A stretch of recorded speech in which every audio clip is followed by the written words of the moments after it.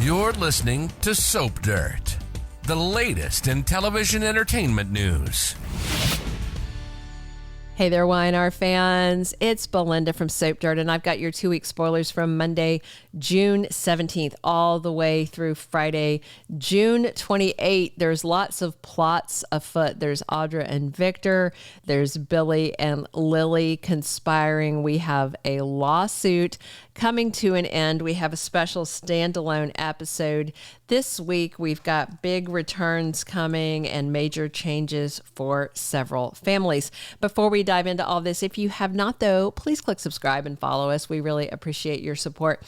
As always, when we do the 2-week spoilers, we're going to start with what's happening this week and go through it all so you have context for next week's spoilers. And Monday, June 17th, you should have already seen by now, if you are current on your episodes. Jack Abbott flies over to Paris to check on his sister, Ashley Abbott, who's in the mental hospital. Ashley is unseen. He spends time with Traci. Dr. Alan Laurent, who's no longer a practicing psychiatrist, sits down with Jack and Traci and talks to them about Ashley's mystery trauma that the doctors of hers are trying to figure out, and her progress at the clinic. Alan takes that opportunity when Jack is out of the room to ask Traci for a date. Meanwhile, Tucker was on a call on Monday with Audra and seemed to be having a heart attack. He's trying to stall the vote of the board for the sale of Glissade to Audra and her mystery investor. Chelsea and Adam are excited because Connor has hit this big milestone in his recovery. He ate soup, which sounds, like it's not a big deal, but it is a big deal because he had this OCD block about it. Connor also tells his parents he's ready for them to visit in person and they are excited to go. But of course, Victor's going to throw a monkey wrench into things. And Sharon talks to Nick about some kind of struggle with some new bipolar medications, and he calls her brave. Tuesday, June 18th, Victor sits down with Adam to hit him with demands about taking over at Newman Media immediately and how he wants him to focus his attention on trashing another company. Adam wants to know more about exactly who he'd be trashing, but he also pushes back hard and said, I don't know about any of this because I have to focus on Connor. At the same time Victor's talking to Adam, we've got Nikki over at Victoria's Tack House pressing her daughter hard, employing some emotional blackmail to get her to agree to come back and help run Newman Media, but also promises her daughter that she'll have all the time off she needs for Claire. Victoria finally agrees, and Nikki and Victoria go to tell Victor that they're going to be running Newman Media. They don't want Adam in there, and his answer is no. So we'll see how that goes. Tucker McCall definitely was faking his heart attack, and Audra suspects it. He even bribed a doctor. After popping up from his fakery, he heads over to Ashley's apartment and talks to Traci. She has some advice for him, basically says, move past Ashley for good. This is going to be a clean break for you.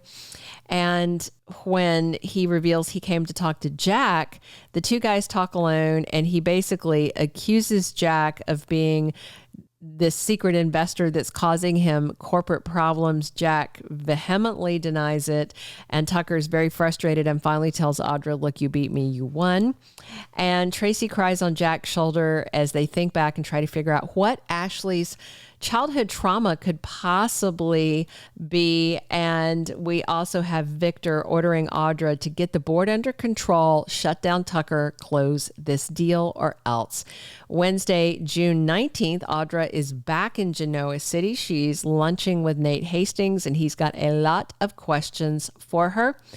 Daniel Romalotti is gearing up to fight Lily Winters with help, of course, from his cheating partner, Heather Stevens. Claire Grace Newman meets her little brother and sister Johnny and Katie Abbott with Billy Abbott on hand as well. Thursday, June 20th, Claire is struggling with her new life. I'm guessing it's not the job she's struggling with or being around her mother. I think it might be adding siblings into the mix. You know, siblings who haven't tried to kill the family.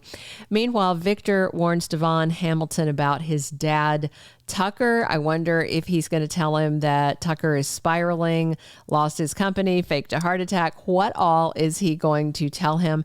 And Billy gets busy plotting with Lily Winters, and Lily is actually intrigued by Billy's plan. Her one big concern is Devon's reaction and how to keep her brother from blowing up at her. And then Friday, June 21st, we have Joshua Morrow's standalone episode celebrating his 30 years playing Nick Newman. So big congrats to him.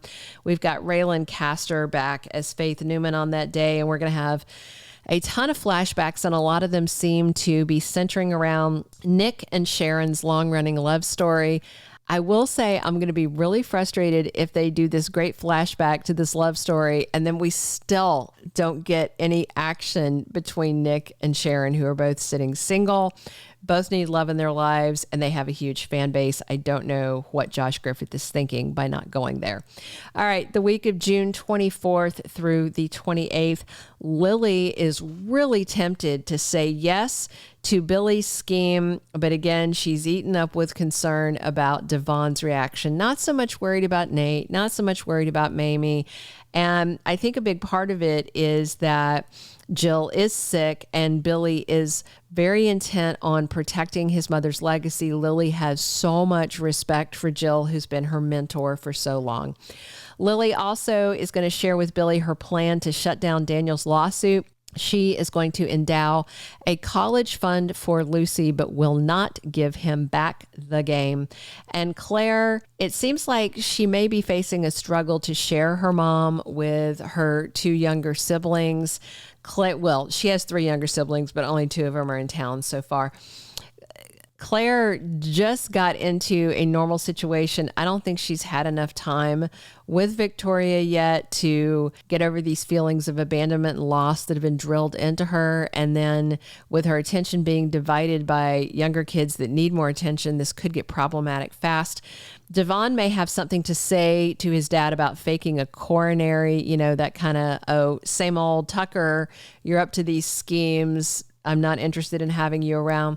Nikki and Victoria really wonder what Victor's up to, but he's going to be playing his cards very close to the vest. Michael is tapped to follow up on his orders to get closer to Diane. And at least for the time being, she's alone in Genoa City until Jack Abbott gets back in town. So it's a perfect time for Michael to slide in there.